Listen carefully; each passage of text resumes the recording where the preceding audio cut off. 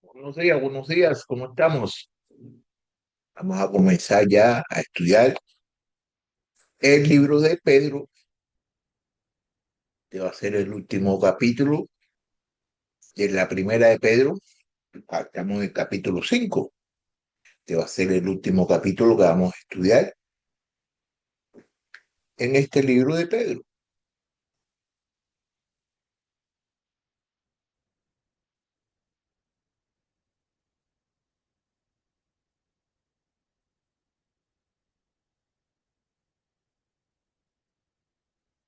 Aquí vamos a estudiar de que esto va a ser acerca, lo que vamos a estudiar acerca de una llamada, un llamado a la perseverancia y al cuidado de la iglesia. Primera de Pedro Primera de Pedro capítulo 5 tiene 14 versículos y el apóstol Pedro instruye a los líderes de la iglesia sobre su responsabilidad de cuidar del rebaño de Dios con humildad y diligencia. Entonces, mientras que él anima a todos los creyentes a mantenerse firmes en la fe, haciendo que se resistiéndose a las pruebas, confiando en quién, en el cuidado divino, en el cuidado de Dios.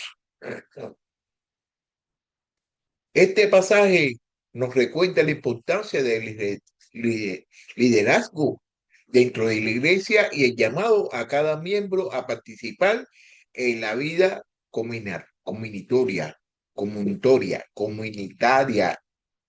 Nos enseña que independientemente de nuestras luchas personales, debemos apoyarnos mutuamente en amor y cuidado, sabiendo que Dios cuida de nosotros. El sermón enseña que el liderazgo espiritual requiere humildad y responsabilidad.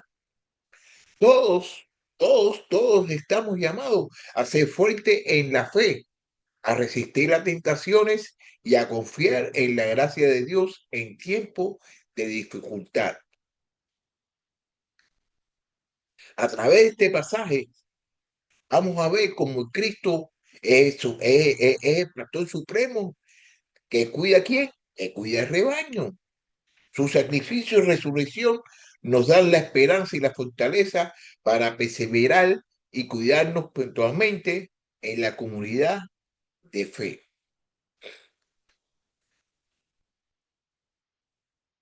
Al cerrar esta carta de ánimo, o esta es una carta de ánimo, Pedro da tres exhortaciones a los santos. Vemos en este capítulo varias referencias a las experiencias de Pedro en los evangelios mientras caminaba con Cristo.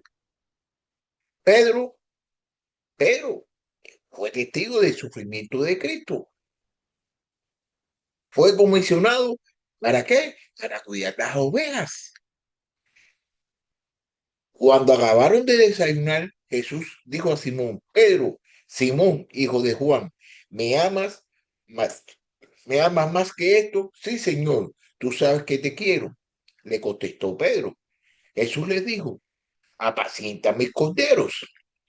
Volvió a decirle por segunda vez, Simón, hijo de Juan, ¿me amas? Sí, Señor, tú sabes que te quiero. Le contestó Pedro. Jesús le dijo, pastorea mis ovejas. Jesús le dijo por tercera vez, Simón, hijo de Juan, ¿me quieres? Pedro se entristeció porque la tercera vez le dijo, ¿me quieres? Y le respondió, Señor, tú sabes todo, tú lo sabes todo, tú sabes que te quiero, apacienta mis ovejas, le dijo Jesús. Bueno, Pedro vio a Cristo vestirse como un siervo y lavarse humildemente los pies a los discípulos. Pues Pedro fue testigo ahí cuando él mismo le lavó los pies a Pedro y Pedro le dijo, no, que yo no, a mí no me lave los pies, eso fue en el versículo 13, en el capítulo de Juan, capítulo 13. Pedro sabía lo que era estar desprendido cuando Satanás andaba de acecho. Pedro sabía cuando le andaba Satanás el acecho. Mire, entonces Jesús vino. y lo halló durmiendo y dijo a Pedro, Simón, ¿duermes? ¿No pudiste velar por una hora? Es como si el Espíritu de Dios escudriñara la memoria de Pedro y utilizara estas experiencias pasadas para testificar a los santos. Pedro descubrió que la gracia que Dios era suficiente para él y quería que la iglesia supiera que la gracia de Dios también lo sostendría a ellos. Sean fieles, sean fieles.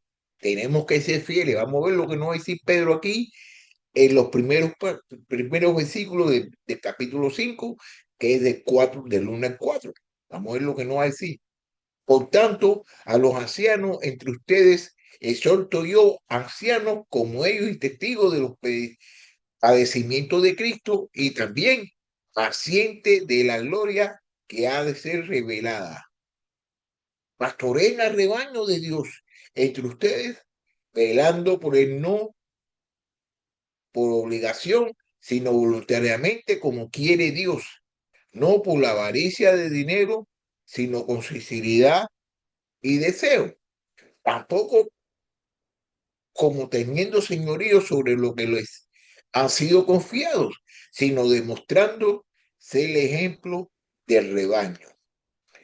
Y cuando aparezca el príncipe de los pastores, ustedes recibirán la corona inmarcesible de gloria. Hechos, la exhortación se dirige principalmente a los pastores. Esta exhortación es principalmente para los pastores. La palabra pastor, que quiere decir pastor de ovejas, obispo, supervisor y anciano, líder maduro, se refieren al mismo oficio. Se refieren al mismo oficio. Desde Mileto mandó mensajes a Efeso y llamó a los ancianos de la iglesia. Tengan cuidado de sí mismo y de toda congregación en medio de la cual el Espíritu Santo le ha hecho obispo para pastorear la iglesia de Dios, la cual él compró con su propia sangre. Un obispo debe ser, pues, irresponsable, marido de una sola mujer, sobrio, prudente, de conducta decorosa, hospitalitario, apto para enseñar. Por esta causa le dejé en Creta para que pusieras en orden lo que queda y designaras ancianos en cada ciudad como te mandé. La designarás en el anciano, si el anciano es irresponsable, marido de una sola mujer, que tenga hijos creyentes, no acusado de disoluciones ni de rebeldía, porque el obispo debe ser irresponsable como administrador de Dios, no obstinado, no iracundo, no dado a la medida, no pedeciendo, amante de ganancias deshonestas. Pedro no se puso por encima de los demás, más bien se llamó a sí mismo coanciano e incluyó deliberadamente entre los líderes de la iglesia de los que estaban exhortando. Hubo también un tiempo en que Pedro se habría preocupado por su posición en el reino, pero ese tiempo ya pasó. Pedro sabía que los pastores pasarían por un mayor sufrimiento como líderes del pueblo, por lo que los animó de dos maneras.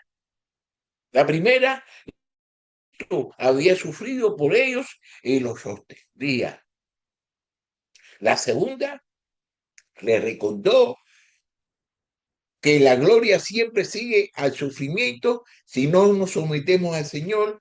Los dos temas del sufrimiento y la gloria están entrelazados en el Evangelio.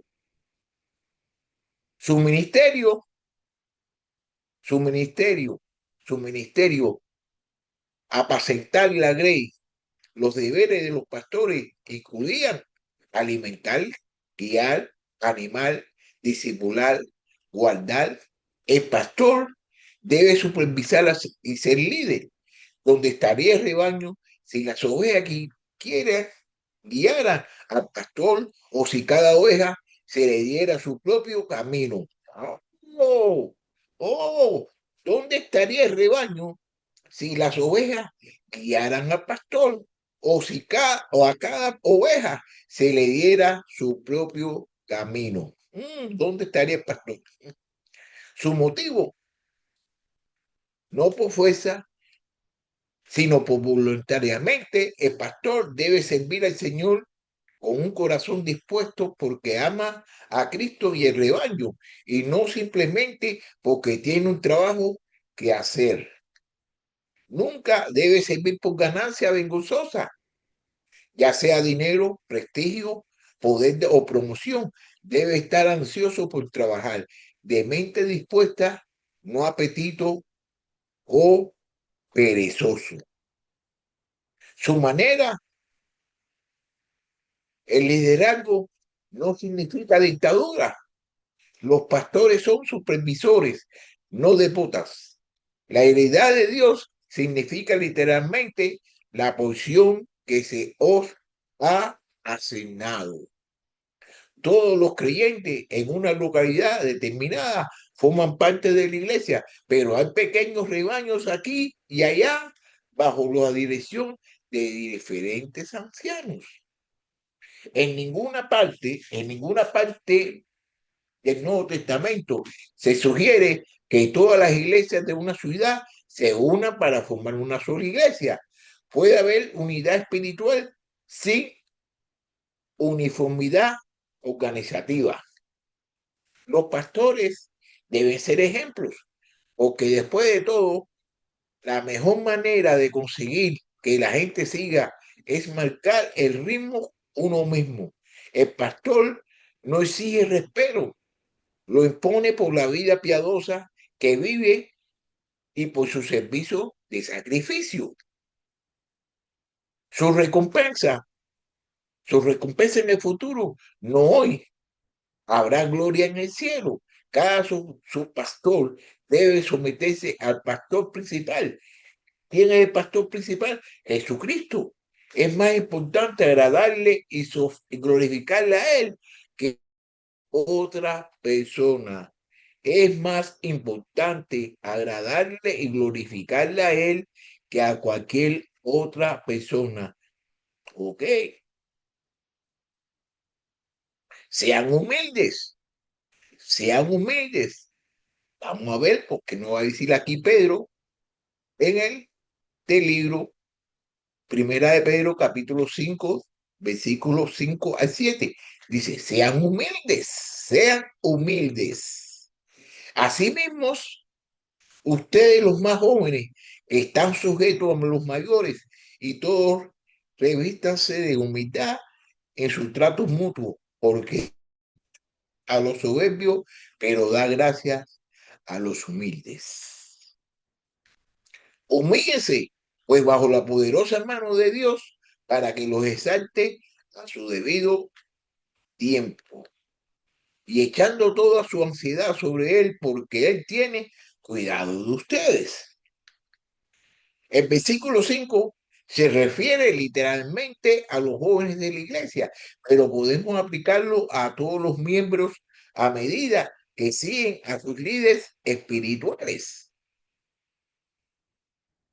Obedezcan a sus pastores y sujétense a ellos, porque ellos velan por sus almas como quienes han de dar cuenta. Permítanles que lo hagan con alegría y no quejándose, porque eso no sería provechoso para ustedes. Pero se refiere aquí a aquellas noches en el aposento alto cuando Jesús lavó los pies de los discípulos. Estar revestido de humildad significa ser controlado por un espíritu humilde, ser un siervo.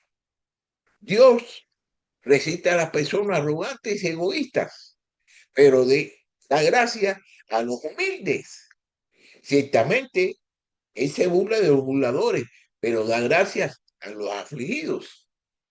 Pero Él da mayor gracia, por eso dice, Dios resiste a los soberbios, pero da gracias a los humildes. Humíllese, humíllese bajo la poderosa mano de Dios. Exhorta, permitan que este tiempo de sufrimiento los humille ante Él. Entonces Él lo exaltará cuando vea que están listos. La maravillosa promesa, Él tiene cuidado de ustedes, Él tiene cuidado de ustedes. No recuerde la noche en la barca, no se recuerde la noche en la barca cuando los discípulos le preguntaron a Jesús, ¿no te importa que nos estemos hundiendo? ¿No te importa que nos estemos hundiendo?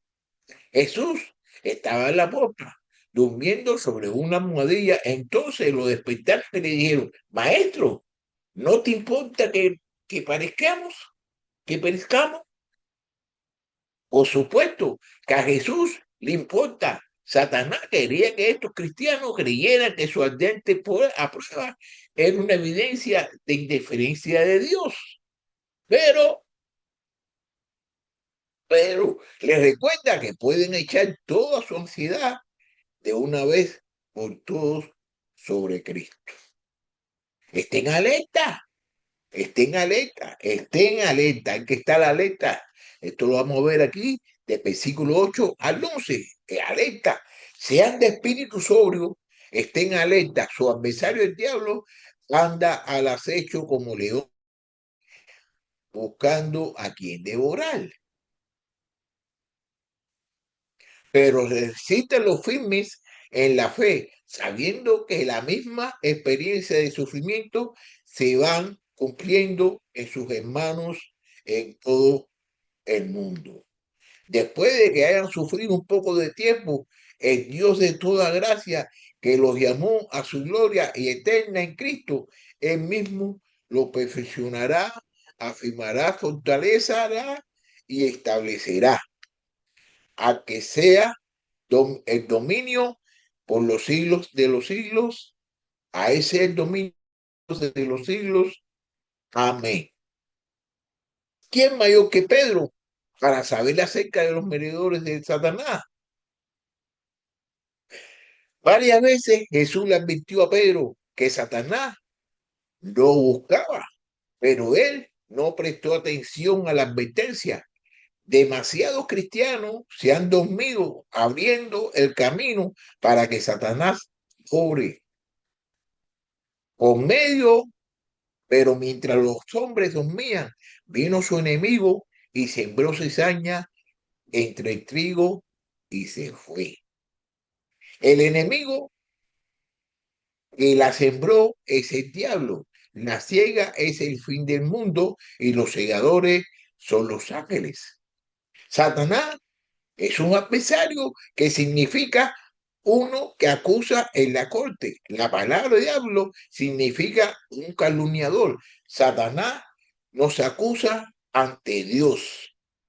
Entonces me mostró el sumo sacerdote Josué que estaba delante del ángel del Señor y Satanás estaba a su derecha para acusarlo.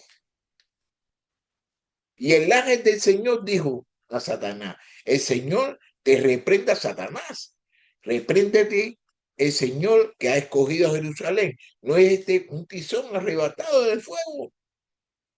Josué estaba vestido de ropas sucias en pie delante del ángel.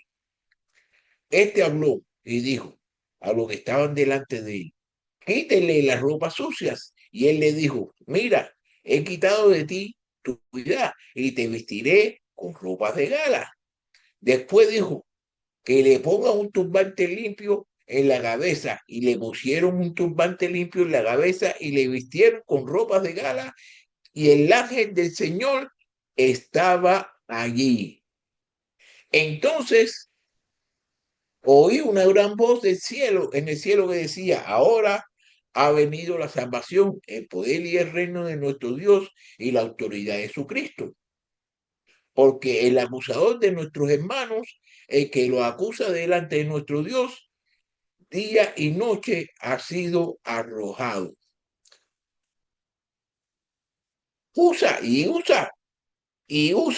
los labios de personas. nos salva para acusarnos falsamente. Eso es lo que hace Satanás. Mantengan entre los gentiles una conducta irreprochable, a fin de que en aquellos que lo calumnian como machedores, ellos, por razón de la buena obra de ustedes, al considerarla, glorifiquen a Dios en el día de la visitación. Teniendo buena conciencia para que en aquello en que son calumniados sean avergonzados los que hablan mal de la buena conducta de ustedes en Cristo. Y en todo esto se sorprendan de que ustedes no corren con ellos en el mismo desenfreno de desilusión.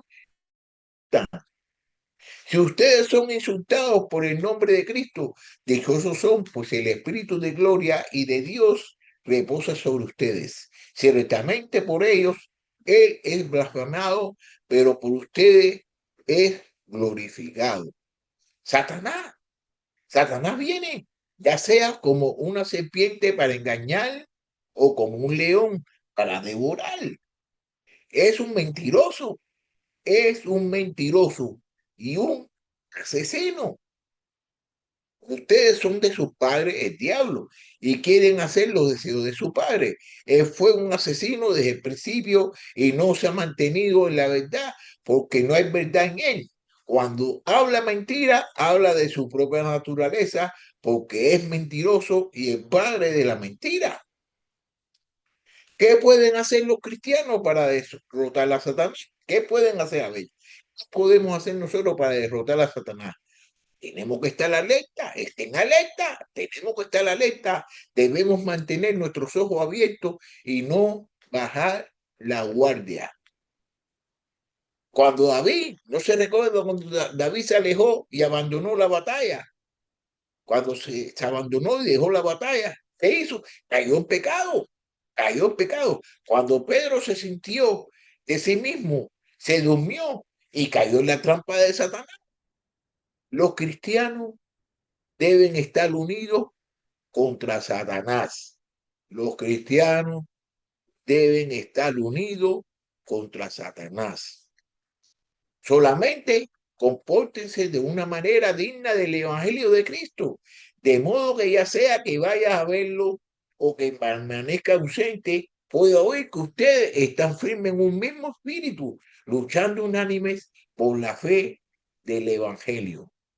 De ninguna manera estén atemorizados por sus adversarios, lo cual es señal de perdición para ellos, pero de salvación para ustedes y esto de Dios.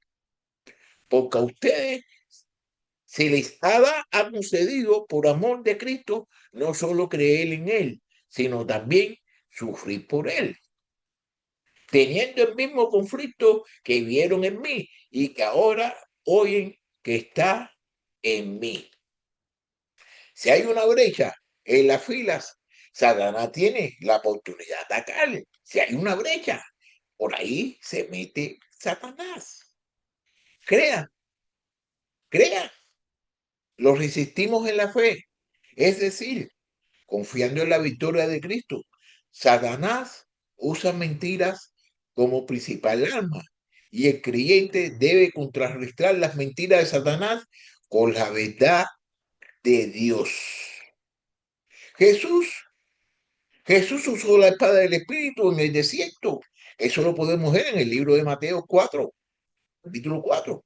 Recuerden, recuerden que están pasando por las mismas pruebas y que no están solos. No están solos. Si Satanás puede hacernos sentir que estamos solos, que Dios no nos ha escogido, entonces nos desanimará y derrotará. El tema de Pedro ha sido la gracia. Así que cierra recordando los santos que su Dios es el Dios de toda gracia. El cristiano va de gracia en gracia. Pues de su plenitud, todos hemos recibido gracias sobre gracias. La vida cristiana, la vida cristiana comienza con la gracia salvadora. Todo es acerca de la gracia. Mire, porque por gracias todos han sido salvados por medio de la fe. Y esto no procede de ustedes, sino que es don de Dios, no por obra para que nadie se gloríe, porque somos hechura suya, creado en Cristo Jesús para hacer buenas obras, las cuales Dios preparó de antemano para que anduviéramos en ella. Continúa con la gracia para servir. Debemos continuar con la gracia para servir, porque yo soy el más insignificante de los apóstoles, que no soy digno de ser llamado apóstol, pues perseguí a la iglesia de Dios. Pero por la gracia de Dios soy lo que soy, y su gracia para conmigo no resulta vana. Antes bien, he trabajado mucho más que todos ellos, aunque no yo, sino la gracia de Dios en mí. Luego, la gracia es santificadora, la gracia es santificadora. Pero gracias a Dios, que aunque ustedes eran esclavos del pecado y se hicieron obedientes de corazón a aquella forma de doctrina a la que fueron entregados, Dios también da gracia al hablar. Cuando hablamos, Dios nos da gracia también. Que su conversación sea siempre con gracia, sazonada como con sal, para que sepan cómo deben responder a cada persona. Nos da gracia, Dios nos da gracia para fortalecer. Tú, pues, hijo mío, fortalécete en la gracia que hay en Cristo Jesús.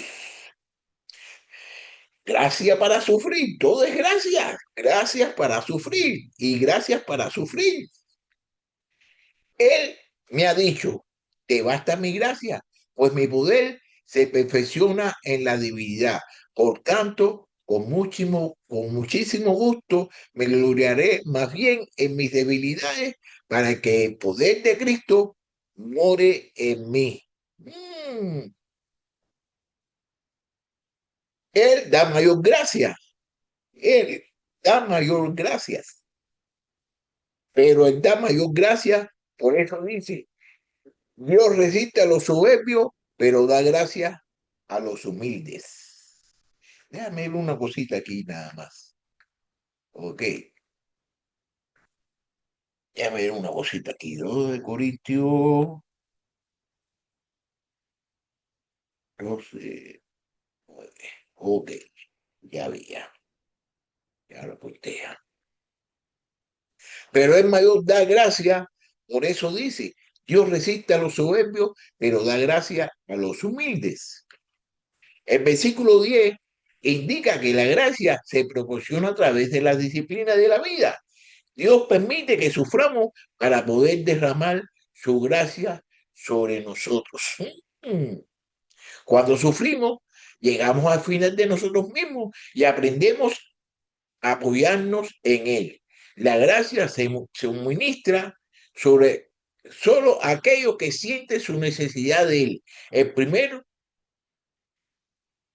sufrimos, luego mientras sufrimos, Él nos equipa, nos confirma y pone un fundamento debajo de nosotros.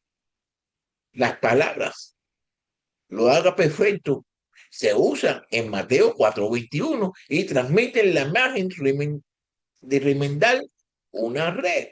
Mira, y pasando de ahí, Jesús vio a otros dos hermanos, Jacob, hijo de Zebedeo, y Juan, hermano, en la barca con sus padres Zebedeo, remendando sus redes y lo llamó. La palabra griega significa equipar para el servicio. El sufrimiento no solo ayuda al creyente a crecer, sino que también lo equipa para el servicio futuro. A veces la mejor manera que Dios tiene de remendar nuestras redes es hacernos pasar por el sufrimiento. Conclusión. En su conclusión, vamos a ver la conclusión que nos da aquí mi hermano Pedro, en versículo 12 al 14. Mira cómo dice, por conducto de Silvano, nuestro fiel hermano, porque así lo considero. Les he escrito brevemente exhortando y testificando que esta es la verdadera gracia de Dios. Estén firmes en ella. La que está en Babilonia, elegida juntamente con ustedes, los saluda y también mi hijo Marcos. Los saluda y también mi hijo Marcos. Salúdense unos a otros con un beso de amor fraternal. Paz sea a ustedes que están en Cristo. Pedro indica que Silas y Marco están con él. Silas fue uno de los compañeros de Pablo. Entonces pareció bien a los apóstoles y a los ancianos con toda la iglesia escoger entre ellos algunos hombres para enviarlos a Antioquía con Pablo y Bernabé. A Judas llamó Bersabas y a Silas, hombres prominentes entre los hermanos. Pero si, como hemos supuesto, Pablo no estaba en Roma, sería de esperar que Pedro y Silas trabajaran juntos. La presencia de Juan Marcos indica que el viejo desacuerdo que involucró a Bernabé, Marcos y Silas fue perdonado y olvidado. Babilonia, en el versículo 13, probablemente sea un nombre en clave para Roma, aunque algunos estudiosos piensan que Pedro estaba escribiendo de la antigua Babilonia. Cuando el liderazgo, ya para finalizar este libro aquí, cuando el liderazgo de la iglesia se basa en la humildad y la dedicación y todos los creyentes permanezcan firmes en la fe, podemos enfrentar dificultades juntos bajo la gracia de Dios. Qué cosa más linda nosotros podemos apreciar si verdaderamente todos estamos en la gracia de Dios, a pesar de los sufrimientos. Nosotros debemos hacer caso a lo que dice la palabra. Y si nosotros hemos estudiado, pues nosotros hemos estudiado, hemos aprendido, hemos leído bastante acerca de la Biblia y hemos visto todo el fracaso y todas las cosas que los israelitas hicieron. Y una de las cosas que ellos se metieron muchos problemas era porque era desobediente a la palabra de Dios. Era desobediente a la palabra de Dios. Si tú me amas, tú obedece mi palabra. Eso es lo que dice Dios. Todos nosotros debemos obedecer la palabra de Dios y verdaderamente nosotros lo amamos. Y si nosotros amamos a Dios, qué bonito sería, qué cosa más bonita sería todas las cosas que nosotros podemos ver que están sucediendo en nuestros lugares de que nos congregamos. Bueno, entonces el viernes vamos a comenzar con la segunda de Pedro, que tiene, creo que tiene 3 capítulos. Entonces ahí nos miramos. ¡Ah!